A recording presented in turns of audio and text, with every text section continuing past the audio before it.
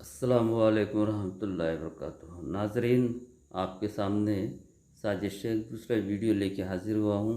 आपके सामने कुछ चॉक के टुकड़े रखे हुए हैं जिनकी लंबाइयाँ असल में नीब या बरू के कद को ज़ाहिर करती है। उनकी लंबाइयाँ नीब की चौड़ाई के बराबर है। ये आपके सामने एक ऐसा चॉक मैं बता रहा हूँ जिसके ज़रिए आप छोटी तहरीर लिख सकते हैं जो कलम की सूरत में बनाई गई है। अब यहाँ पर हम इनको इस्तेमाल कैसे करेंगे, इसके लिए मैंने अपने कैमरे को इंतहाई नज़दीक ले जाकर शूट किया हूँ ताकि आप, जैसे भी मैं बता रहा हूँ, दो उंगलियाँ और एक अंगूठे के दरमियान इसी तरह चौक को पकड़ा जाता है और चौक की जो लंबाई है वो असल में नीब की चौड़ाई रहेगी और उस चौड़ाई के ज़रिए आप उसको लिखेंगे, यानी वो एक ख़त कहलाएगा। यहाँ पर ये तीन अलग अलग साइज़ के ख़त मैंने बनाया हूँ। अब आप इसका इस्तेमाल कैसे करेंगे, अब ये जो चौक है इसकी जो मोटाई है उसी को हमने ख़त की सूरत में बना लिया है। जैसे वो एक नीब बरू छीलकर हम बनाते हैं उस सूरत में इसको बनाया गया है।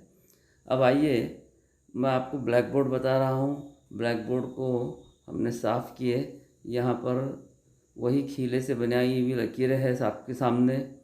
ये पूरा ब्लैक बोर्ड आपके सामने पेश किया जा रहा है जिसमें हाशिए और लकीरें पूरी साफ नज़र आती हैं।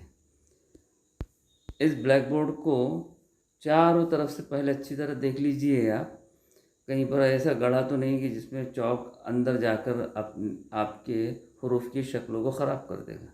अब यहाँ पर मैं जो चौक रख रहा हूँ उसको मैं इंतहाई करीब से रखा हूँ और मैं तिरछा रखा हूँ। आप देखेंगे वो 45 दर्जे का ज़ाविया बना रहा है और इसी चौक को मैंने ऊपर तिरछा पकड़कर नीचे खींचने की कोशिश किया तो अलिफ नज़र आया। फिर मैंने आपके सामने एक नुक्ता बनाया। अब इसी को इस्तेमाल करके दो नुक्ते जुड़े हुए बना रहा हूँ। अब यहाँ पर अलिफ की शक्ल देखिए आप, इंतहाई करीब से आपको नज़र आ रही होगी।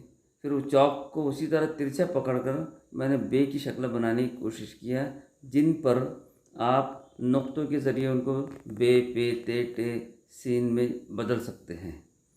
अलिफ के बाद बे का जो बनाया हुआ हिस्सा तो उसको जोड़ा तो आपको काफ नज़र आएगा कबूतर का। यहाँ पर फिर एक और शक्ल मैंने बनाया हूँ। इसको इंतहाई गौर से देखिए, मेरे चौक पकड़ने का अंदाज़ देखिए। अब मैं सीन लिखने जा रहा हूँ। यहाँ पर मैंने साइड में एक शक्ल बनाया वो कत की है, यानी उस चौक की चौड़ाई, और उसके दो हिस्से किया है। तो वो जो पहला शोशा सीन का लिया मैंने वो आधा कत कहलाता है और दूसरा शोशा और बड़ा तीसरा शोशा जो है उसमें पूरा चौक इस्तेमाल किया, यानी कत जो है।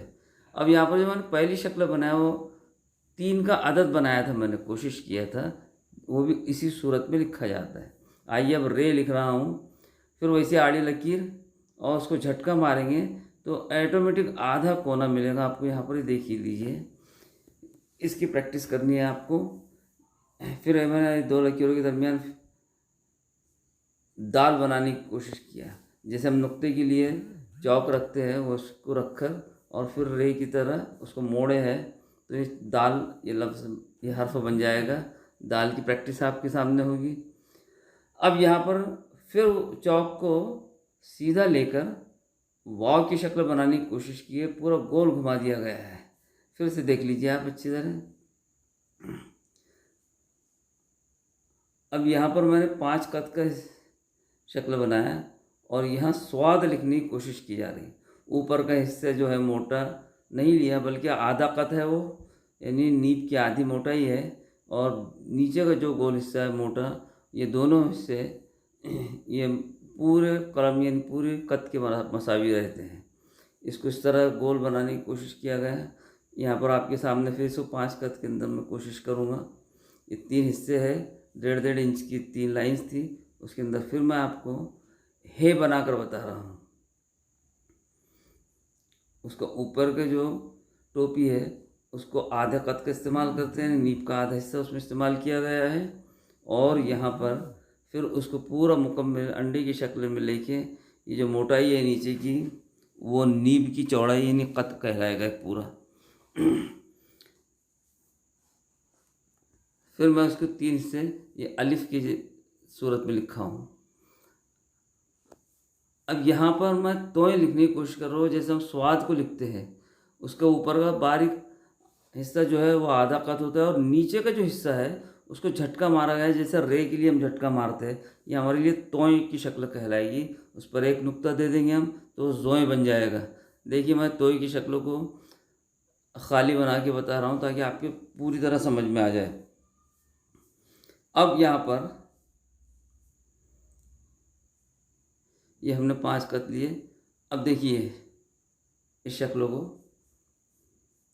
आयन बनाने की कोशिश कर रहा हूँ मैं। बार बार ये चौक कैसे घुमाते हैं आयन के लिए वो देख लीजिए आप। ये ऊपर का ये रे का जैसे हम निचला हिस्सा लेते हैं वैसे ही झटका ऊपर लिया गया है।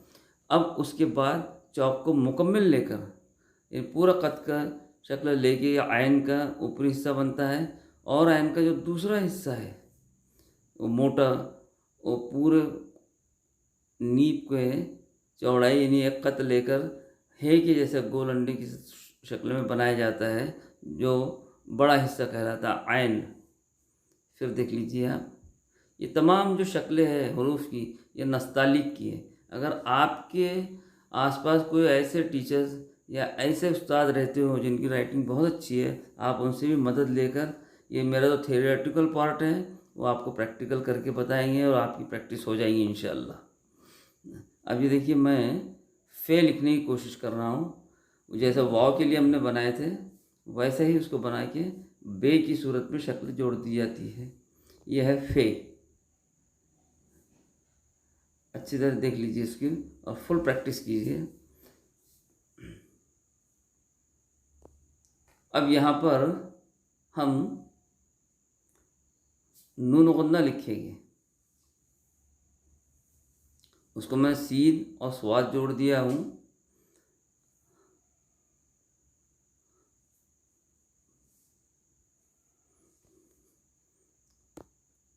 ये फिर लाम अलिफ को जोड़कर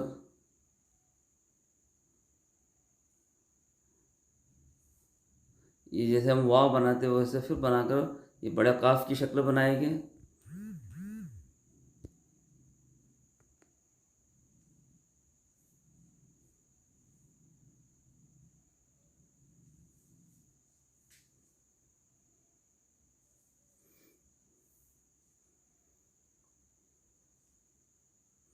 और ये या है आपके सामने नज़र आ रहा है, ऊपर से तिरछा लाके फिर इसको गोल घुमा के ये देखिए, ये हमने हे जिस तरह लेते हैं नून गुन्ना लेते हैं उसकी शक्ल है नीचे की, और ऊपर का बारीक छोटा आधा कत लिया गया। यहाँ पर भी आधा कत का इस्तेमाल किया गया और नीचे जो लंबा आय है उसके लिए मोटे कत का इस्तेमाल करते हैं। अब ये जो मैंने शक्लें बनाया हूँ, हरूफ को भरी लिखा हूँ पूरे भरे हुए और उसके खाली शक्लें भी बना के आपको बताया। उसके साथ ही मैंने वहाँ पर तीर के निशान से बनाया हूँ ताकि आप उसको घुमा सके। किस तरह से चौक आपको लेके घुमाना है। इसमें मीम जो है ये हर्फ रह गया है, इंशाल्लाह इसको अगले वीडियो में हम पूरी तरह बताएंगे।